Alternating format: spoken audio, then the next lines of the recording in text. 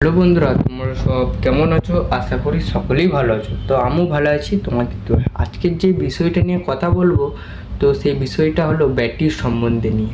কমাস guarantee, কত volt, কত ampere, কমাস warranty, হ্যাঁ, কি ব্যাটারি কি গাড়িতে লাগে এই সম্বন্ধে কিছু বলবো। তোমার শেষ পর্যন্ত ভিডিওটা দেখুন, নাহলে বুঝতে পারবেন না।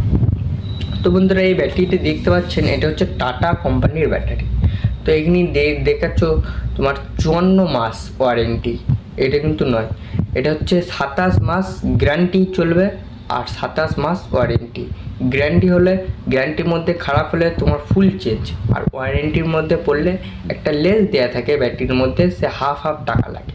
তো বন্ধুরা, এটা হচ্ছে TZ4, TZ4, YTZ4।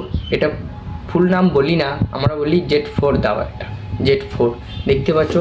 তো বন্ধুরা, একটা ব্যাটারি মানেই 12 ভোল্ট, এর কোনো সেলফ নাই, এর লিথিয়াম সিস্টেম। তো বড় ব্যাটারিগুলো যেরকম একটা দুটো তিনটে চারটে পাঁচটা ছটা, ছটা সেলফ মানেই 12 ভোল্ট।